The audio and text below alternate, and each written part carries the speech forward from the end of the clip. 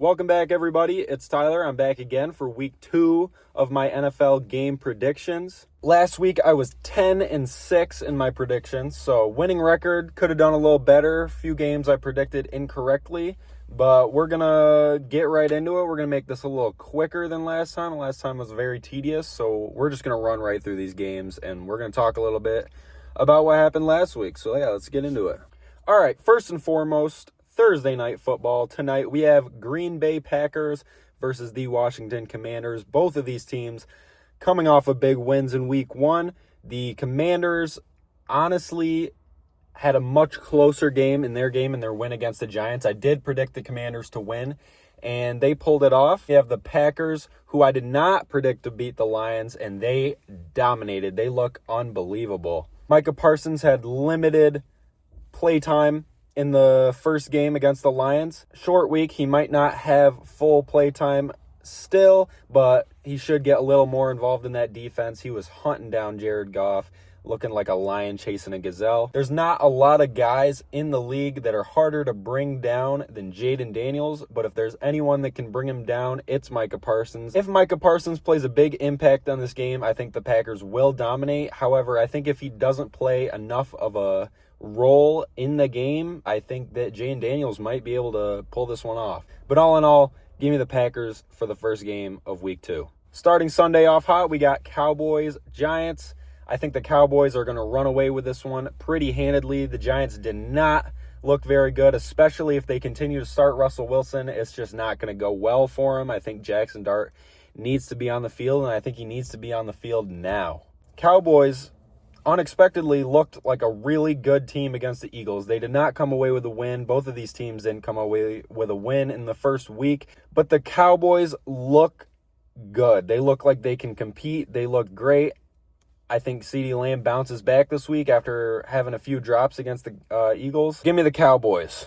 Next, we have the 0-1 Seattle Seahawks going into Pittsburgh to face the 1-0 Steelers. My Steelers' big game last week went perfectly the way that I wanted that game to go. We had the Steelers coming out with a win, scored over 60 points. Great game. TJ Watt making his commentating debut in that game, and Justin Fields looks phenomenal. But we're not here to talk about Justin Fields. We're here to talk about the Pittsburgh Steelers, and they are going to come away with another win against the Seattle Seahawks. The Seattle Seahawks did not look very good in their first game against the 49ers last week. Cooper Kupp didn't play a big impact. Jackson Smith-Njigba looked pretty good. The run game didn't look too bad. So I think that the Seahawks can compete, but going in against Pittsburgh at home, Aaron Rodgers is going to look to do more Aaron Rodgers things. And if the Steelers can't get the run game or the defense into better shape by week 2, they could lose to the Seahawks this week very easily. But I'm going to remain hopeful. That offense looks the best it's looked in years, and I'm going to take the Steelers. So give me the Steelers. Rams-Titans.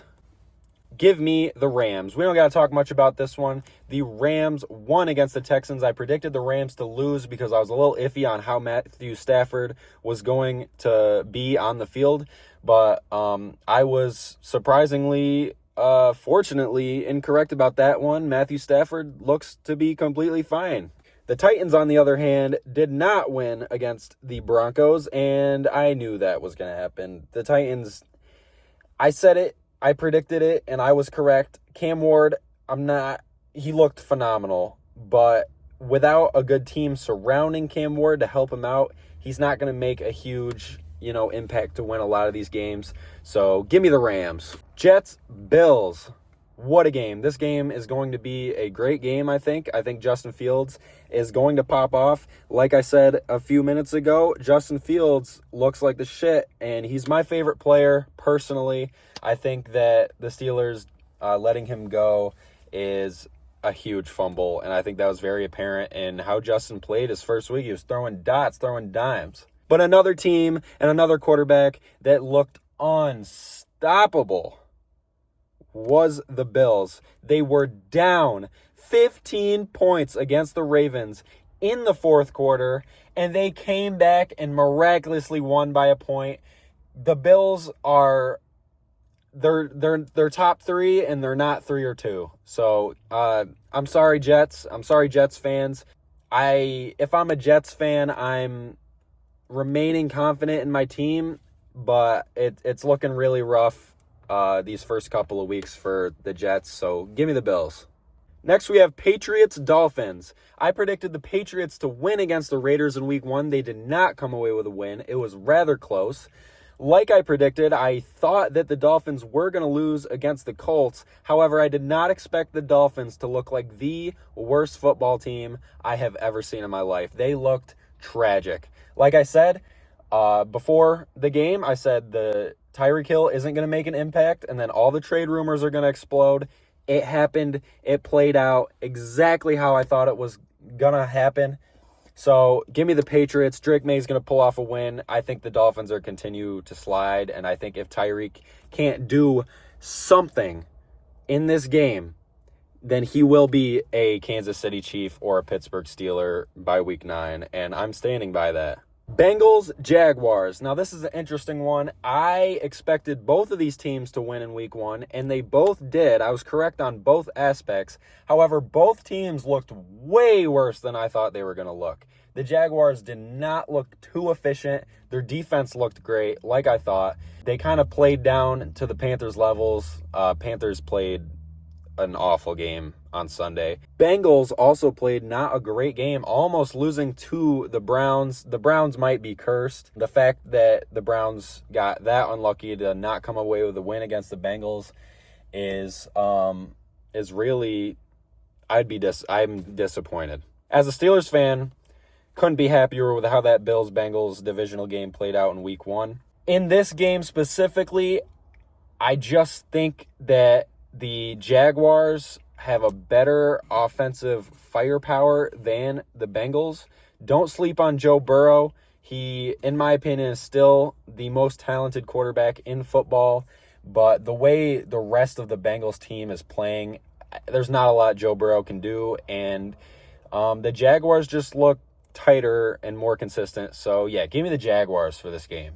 Niners, Saints. Give me the Niners. We don't got to talk a lot about it. Christian McCaffrey's back, and he looks great. The Saints looked just as bad as I thought the Saints were going to look. Chris Olave, get a Guardian cap, dude. You're going to be retired by the time you turn 25. Please get a Guardian cap or something. He took a crazy hit from Will Johnson. Prayers up for Chris Olave. He's fine, but if he continues to take hits the way he's been taking his whole career, then it might be a little shorter than what people want from Chris Olave. So yeah, give me the Niners. Easy prediction. Another one we don't got to talk very much about it. Browns, Ravens both took L's in Week 1. However, the Browns looked bad while the Ravens lost, while also simultaneously looking like the best rostered football team in the entire league. So give me the Ravens handedly. Lamar almost went for 200 last week, and that is scary. Bears, Lions, both coming off of losses in Week 1. I'm kind of excited for this divisional game because I think that the Bears might come away with a win here. Hear me out. The Lions lost to the Packers in embarrassing fashion. They got absolutely dominated in Week 1. It looked bad. It looked like there was no chemistry between the new offense and defensive coordinators with the offense and defense. It looked not that great. The Bears also lost to the Vikings. However, they lost in a rather impressive fashion. They have Ben Johnson now, who is looking to get revenge against his old team. I think that the Bears have a lot more to compete for here against the Lions, and the Lions could slide again. I mean, obviously not surprised if the Lions win here. They look like a better team on paper. However, I think the way that momentum's going right now and how the vibes are, I think the Bears could come out and fire. So give me an upset victory for the Bears in this one. Broncos, Colts. Now in Week 1, Colts defeated the Dolphins just like I said they would. They blew out the Dolphins 33-8. It was very impressive how Daniel Jones was slinging that ball. Just like I said, I never gave up on the guy. I think New York was always the issue with him, and I think he's going to be a great quarterback for possibly the next 8 to 10 years. I think Daniel Jones is a real staple guy. He's a smart guy you want to build your team around. Now he comes in with a test. Was the week 1 game against the Dolphins actually as impressive as it looked? Were the Dolphins just a bad team that came into the Indianapolis Stadium and laid an egg?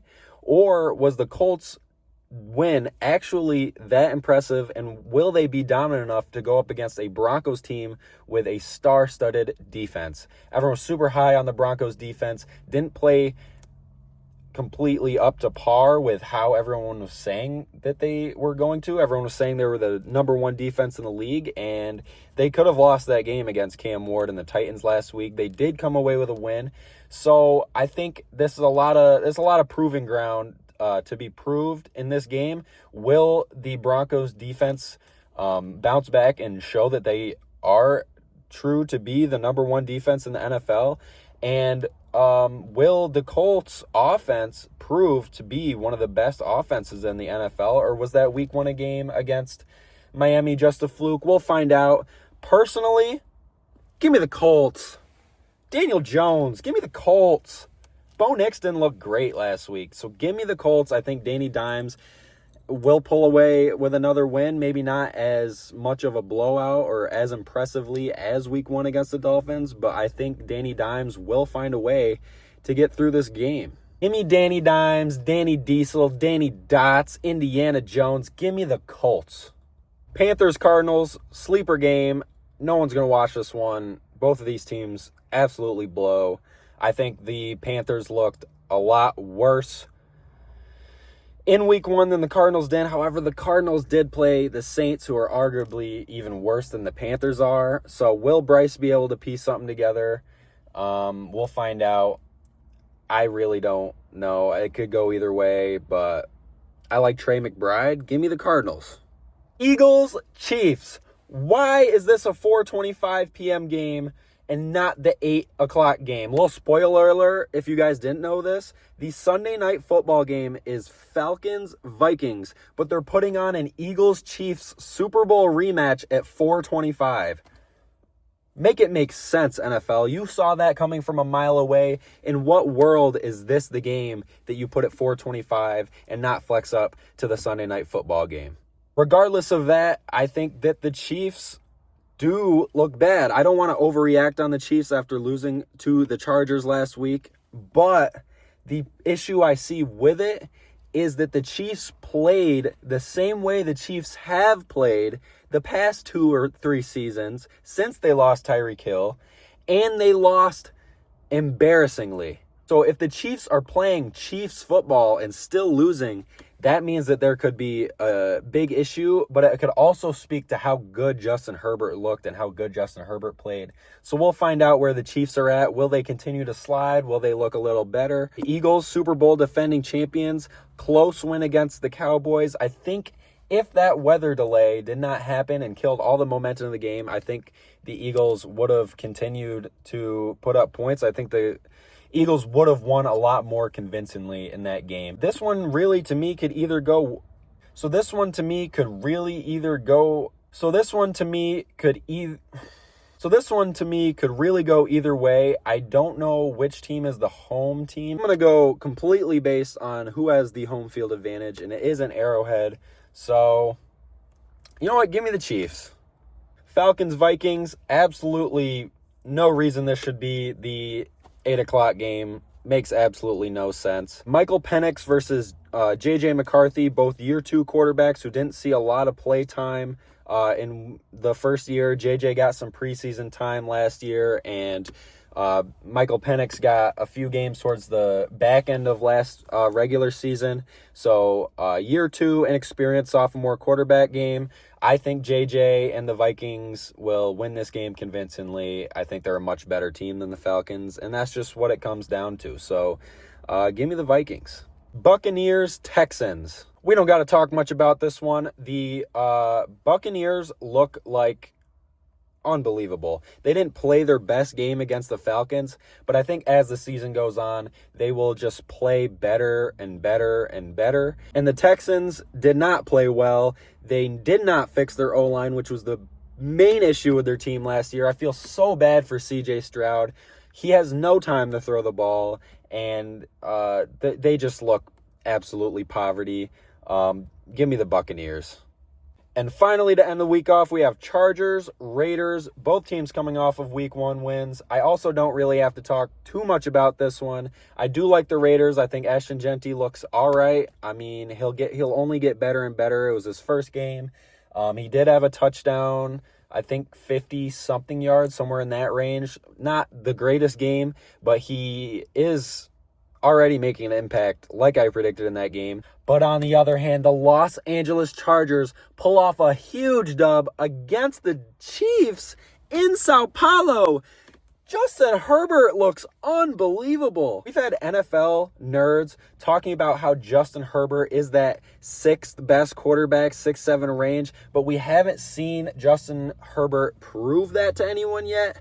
But god damn, did he look like a top 5 quarterback, dare I say top 4 quarterback in that first game against the Chiefs, pulling off a dub. I expected them to run the ball a whole lot, and they didn't. It was a pass-first offense, and they looked unbelievable. And I just don't think the Raiders have enough to pull away a win against the Chargers. So, yeah, give me the Chargers. All right. I rifled through this one, wanted to get it done as quick as possible. Last week I kind of rambled and yapped a little bit, but I think we got everything we needed to out today. I didn't turn my air on at all this entire time. I just been marathon sprinting right through this whole video. So I went from sweaty to sweatier to sweatiest very quickly. So I apologize. But, why am I apologizing? I didn't do nothing to y'all. Thank you guys for watching. I will catch you next week for week 3 predictions. Maybe I'll try to do a video or two, like something else that I could do that's football related. I've been thinking, workshopping, writing some notes, trying to figure something out that I can do to upload more than just 1 video a week. We can't just do 17 videos this season, not including the playoffs. We need to add a little more in there. So hopefully I'll figure out. Right now I'm just happy that I actually consistently got 2 weeks of uploads on a schedule out successfully. So I think huge win for me, huge win for the channel, huge win for you guys. Leave a like if you enjoy what I'm doing here. Any suggestions I can get from you guys to make this whole thing better would be more. I'm more than welcome to listening to any suggestions anyone has, and I would appreciate that a lot. So yeah, big dub for us, big dub for the Steelers, and great week 1 of football. So I'm excited to see what week 2 can bring, and get on out of here, guys. I'll see you next week.